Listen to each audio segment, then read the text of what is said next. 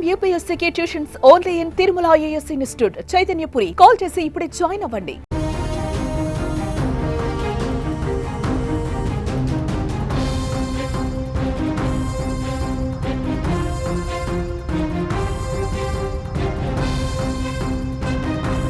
పిఠాపురం సభలో ఇవాళ పవన్ కళ్యాణ్ ఏం మాట్లాడబోతున్నారు? జనసేన 12వ ఆవిర్భావ సభలో పవన్ కళ్యాణ్ ప్రసంగం ఏ విధంగా ముందుకు వెళ్ళే అవకాశం ఉంది?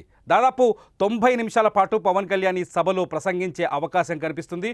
ఈ 90 నిమిషాల పాటు పార్టీ కార్యకర్తలు చేసిన సేవలతో పాటు పార్టీ అధికారంలోకి వచ్చిన తొలి సభ కావడంతో కార్యకర్తలకు ఎటువంటి సందేశం ఇచ్చే ఛాన్సెస్ ఉన్నాయన్నది ఇప్పుడు ఆసక్తికరంగా మారుతుంది. అంతేకాకుండా ఇటు రాజకీయంగా కూడా పవన్ కళ్యాణ్ స్పీచ్ ఎలా ఉండబోతుంది, ఎటువంటి అంశాలను ప్రస్తావించే అవకాశం ఉందనేది కూడా ఆసక్తికరంగా మారుతుంది. ముఖ్యంగా పవన్ కళ్యాణ్ ఈ రెండు పార్టీల మధ్య, అంటే ఆంధ్రప్రదేశ్లో కూటమి ప్రభుత్వం ఏర్పడింది, మధ్యలో రెండు పార్టీల మధ్య విభేదాలు తలెత్తాయనే కొంత చర్చ తెరపైకి వచ్చింది. ప్రతిపక్షం ముఖ్యంగా ఈ చర్చని బలంగా జనంలోకి చూపించే ప్రయత్నం చేసింది. ఈ నేపథ్యంలో రెండు పార్టీల మధ్య సఖ్యత పైన పవన్ కళ్యాణ్ ఎటువంటి వివరణ ఇచ్చే అవకాశం ఉంది? ఎందుకంటే పార్టీ కార్యకర్తల మధ్య కావచ్చు, రెండు పార్టీల కార్యకర్తల మధ్య కావచ్చు, సమన్వయం ఎంతవరకు ఉంది, ఏ స్థాయిలో ఉందనే విషయం అధినేతకు చాలా స్పష్టంగా తెలుసు పవన్ కళ్యాణ్కి. అలాగే రెండు పార్టీల మధ్య విభేదాలు లేవనే విషయాన్ని కూడా ఇదివరకే బలంగా చెప్పే ప్రయత్నం చేశారు పవన్ కళ్యాణ్. ఈ నేపథ్యంలో జనసేన టీడీపీ కార్యకర్తల మధ్య సఖ్యత అంశాన్ని ఈ ప్రసంగంలో పవన్ కళ్యాణ్ ప్రస్తావించే అవకాశం ఉందా అన్నది ఇక్కడ ఆసక్తికరంగా కనిపిస్తుంది. ఎట్ ది సేమ్ టైం లోకేష్కి ఉప ముఖ్యమంత్రిని ఇవ్వాలి, ఉప ముఖ్యమంత్రి చేయాలి లోకేష్ని అనే ఒక చర్చ కూడా బలంగా నడిచింది.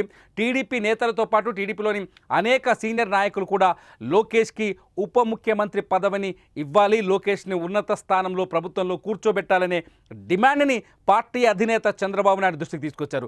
ఏకంగా కడపలో బహిరంగ సభలోనే కడపలో పార్లమెంటు నేత శ్రీనివాసులు రెడ్డి స్వయంగా చంద్రబాబు నాయుడు ముందే ఈ డిమాండ్ను తెరపైకి తెచ్చారు. ఈ నేపథ్యంలో చంద్రబాబు నాయుడు ఆ రోజు ఎటువంటి స్పష్టత ఇవ్వలేదు, స్పందించలేదు. అయితే పవన్ కళ్యాణ్ ఉప ముఖ్యమంత్రిగా ఉండగా లోకేష్ పేరు ఎందుకు తెరపైకి వచ్చిందనే చర్చ కూడా రాజకీయ వర్గాల్లో బలంగా ఉంది. ఈ నేపథ్యంలో ఆవిర్భావ సభలో పవన్ కళ్యాణ్ ఈ ఉప ముఖ్యమంత్రి అంశం పదవి పైన, లోకేష్కు ఉప ముఖ్యమంత్రి పదవి పైన ఎటువంటి ప్రకటన చేసే అవకాశం ఉంది, దాన్ని ఏ విధంగా భావించారు అనే విషయాన్ని ఇవాళ కార్యకర్తల ముందు మనోగతాన్ని వెల్లడిస్తారా అనేది కూడా ఆసక్తికరంగా మారింది. At the same time Pawan Kalyan ప్రభుత్వం ఏర్పడిన తర్వాత, ఆంధ్రప్రదేశ్లో కూటమి ప్రభుత్వం ఏర్పడిన తర్వాత సనాతన ధర్మ యాత్ర చేశారు.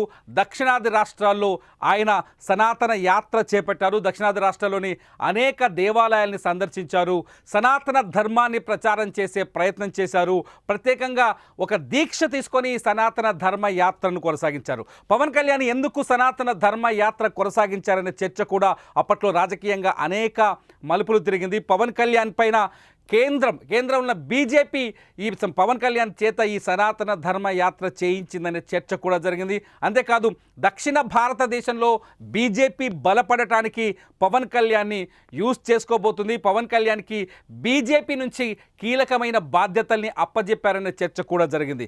ఈ నేపథ్యంలో సనాతన ధర్మ యాత్ర పైన కూడా పవన్ కళ్యాణ్ ఇవాళ కార్యకర్తల ముందు తన మనోగతాన్ని వెల్లడించే అవకాశం చాలా స్పష్టంగా కనిపిస్తుంది. దీంతోపాటు వైసీపీ పైన అనేక ఆరోపణలు చేస్తూ వస్తున్నారు పవన్ కళ్యాణ్.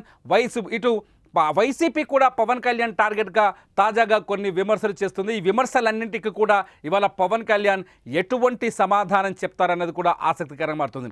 ఇవాళ పిఠాపురంలోని చిత్రాడలో ఏర్పాటు చేసిన దాదాపు 50 ఎకరాల విస్తీర్ణంలో ఏర్పాటు చేసిన ఈ సమావేశానికి లక్షలాది మంది జన సైనికులు తరలి వచ్చే అవకాశం కనిపిస్తుంది. మనం డ్రోన్ షాట్స్లో చూస్తున్నాం. అక్కడ పిఠాపురంలో ఏర్పాట్లు ఏ స్థాయిలో ఉన్నాయో దాదాపు 1 ఎకరం విస్తీర్ణంలోనే స్టేజ్ని ఏర్పాటు చేసినట్టుగా తెలుస్తుంది. డ్రోన్ విజువల్స్లో చాలా స్పష్టంగా సుమన్ టీవీ రికార్డ్ చేసిన ఈ డ్రోన్ విజువల్స్లో చాలా స్పష్టంగా చూడొచ్చు సభా ప్రాంగణాన్ని. ఇవాళ పవన్ కళ్యాణ్ సభా విశేషాలని అక్కడి నుంచి లైవ్ ద్వారా ఎప్పటికప్పుడు అందించేందుకు సుమన్ టీవీ ప్రయత్నిస్తున్న నేపథ్యంలో పవన్ కళ్యాణ్ ఈ లక్షలాది మంది కార్యకర్తల్ని, అభిమానుల్ని, నాయకుల్ని ఉద్దేశించి ఏం ప్రసంగించబోతున్నారు? 12వ ఆవిర్భావ సభ సందర్భంగా కార్యకర్తలకు ఎటువంటి దిశానిర్దేశం చేయబోతున్నారు అన్నది ఇప్పుడు ఆసక్తికరంగా మారుతోంది. మొత్తంగా ఈరోజు సాయంత్రం 3:45 పవన్ కళ్యాణ్ సభా ప్రాంగణానికి చేరుకుంటారు. ఆయన కొద్దిసేపట్లోనే సభలో కార్యకర్తలను ఉద్దేశించి ప్రసంగించే అవకాశం కనిపిస్తోంది.